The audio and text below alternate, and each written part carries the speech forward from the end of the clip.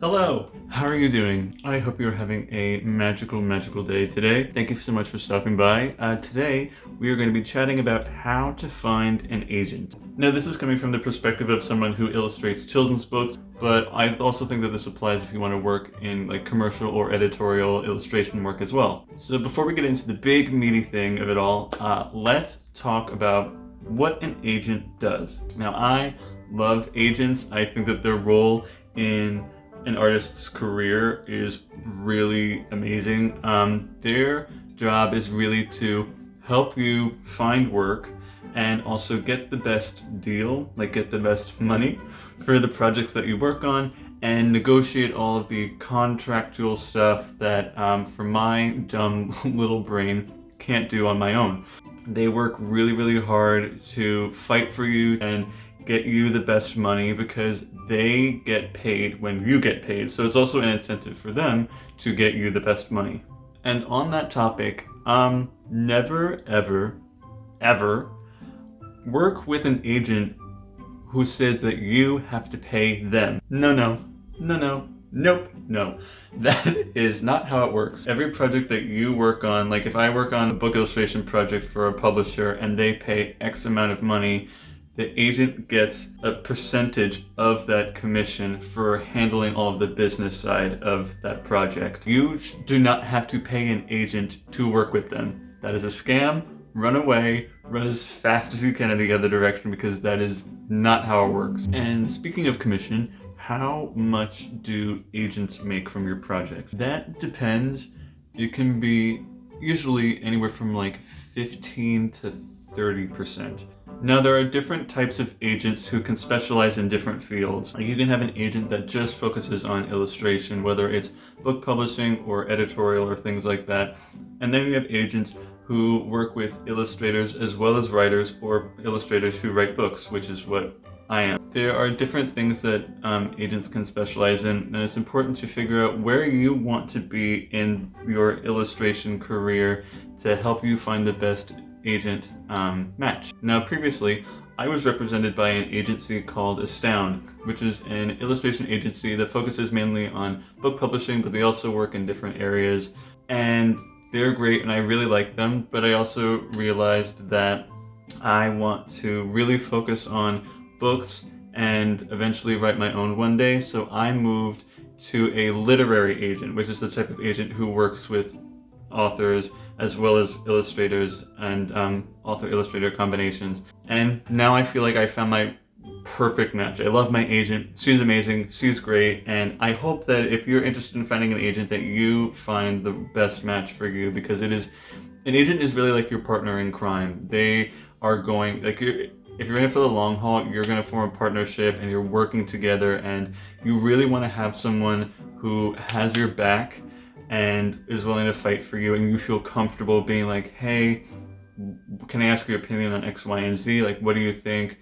So you want someone who knows the business, knows what they're doing, and just likes to be your partner, and you like being theirs. Now, how do you find an agent? So for me, there are a bunch of ways that you can look. I mean, there are like writers' almanacs, books that are published that has like a whole bunch of art directors and agency listings and names that you could look up. But in this day and age in technology, honestly, you can do a lot just from Googling. That's how I found my first agent. I Googled a bunch of different agencies, and I compiled the list, and I saw the type of work that they represented and applied to the ones that I felt was a good fit. You can also find them on social media, like going into the search bar and typing in like illustration agency or agency and dig through their work that way. Another idea that I also really recommend is check the artists that you love and see who represents them, especially if they have like a good prolific career and they're getting like good work and their portfolio is great. Definitely check out who their agents are, because clearly they're doing something right. And I know that I asked a bunch of artists that I follow on social media who I felt friendly with and I could connect with them and reach out. I DM'd them and be like, hey, I'm looking for an agent. Do you like yours? How do you feel about your agency? So if you feel like you can approach someone and ask them just to see how it is, that could also be another way just to get someone else's opinion who is currently in that kind of relationship. You know, it's like apartment hunting and checking in with the neighbors to see how they like the building. And when you compile a list, research and check them out in different ways, like see what on social media, what kind of deals they're making. Are they working with like the big publishers? Like they don't have to only be working with that. They can work with smaller publishers, but if you want to make money and make this a career, you want an agency that is working with bigger clients that you can get the most bang for your buck. Now, you've compiled your list, you've researched them, you've narrowed it down to a few that you feel are good and legitimate agencies.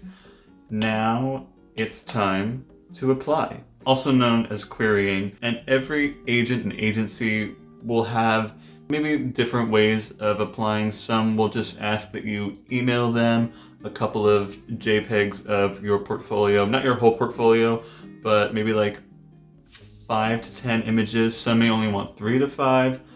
So it's important to look at their submission guidelines and see exactly what they're looking for. You absolutely want to make sure that you are following their rules, because it not only is respectful, but it also shows that you pay attention to detail. So check the rules, make sure you follow exactly what they're asking. And also, it doesn't hurt to, in your submission email or letter, whatever they specify, to make it a little personal, put a little of yourself in there.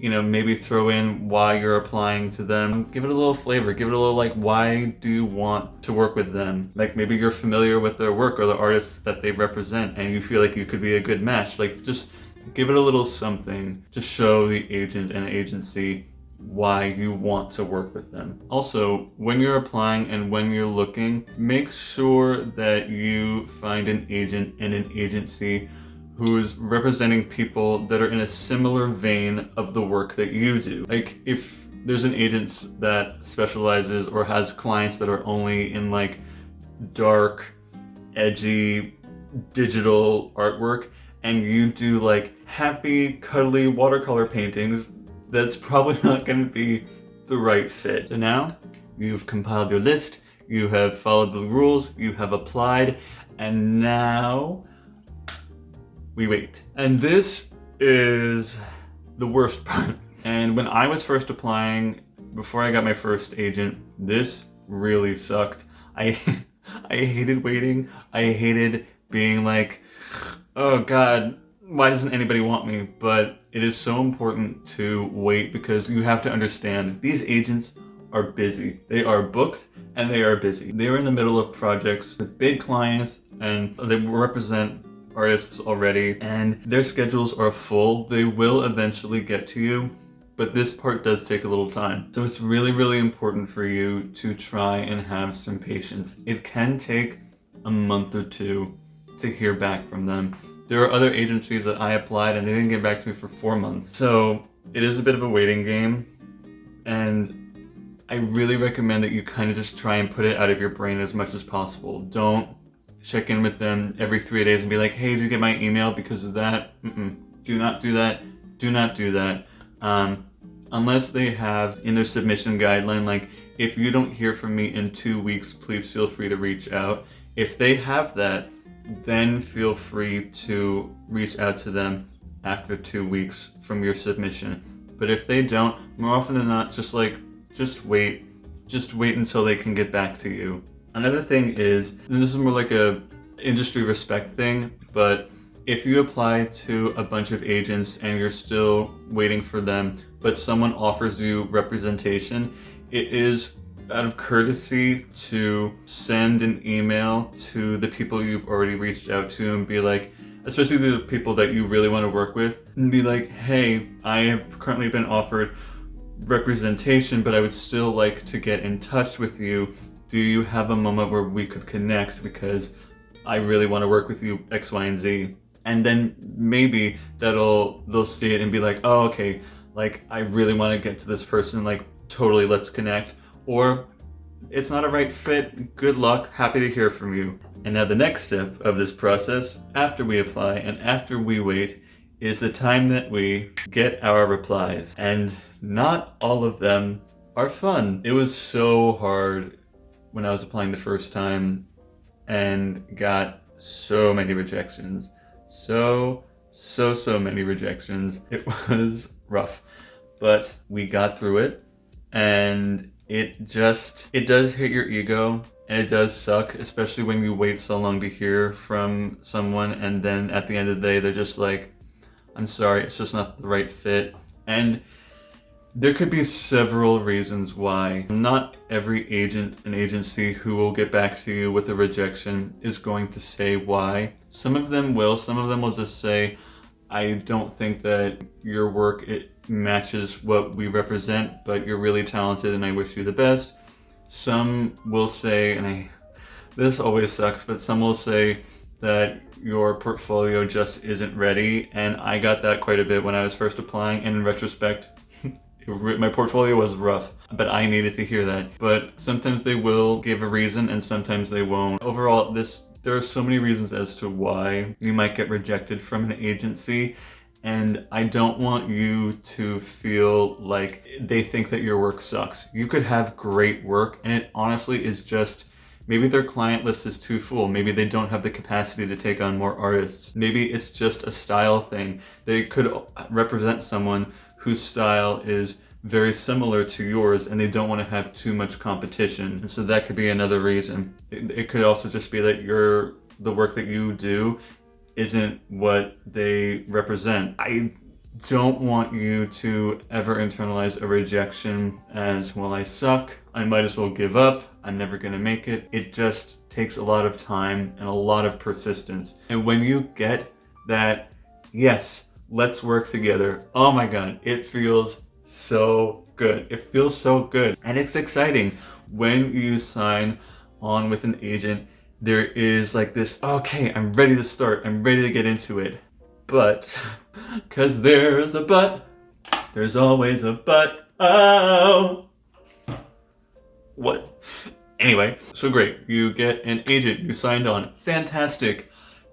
It's going to take a little time before you get work. The agent have to take time to market you. They go to different conferences around the world or in the country, and they are selling you and showing off, like, I have a client who does this kind of work. Do you have any projects that are a match for this? And all that stuff takes time. So yes, getting acceptance is great, but it's going to take a little bit of time for you to start bringing in projects. Unless you're like a magical unicorn and you're like the darling of the publishing world and you just get projects left, right, and center, in which case, good for you, but I hate you. I'm just kidding. Yeah, so it's gonna take a little bit of time, but don't give up. It doesn't mean that you are a bad artist. It just takes a little while to get in, even when you're represented. And to cap it all off, here is a list of agencies that I had compiled that I looked up and I recommend for people who are interested in looking for an agent. If you found this video helpful at all, please consider leaving a thumbs up and subscribe.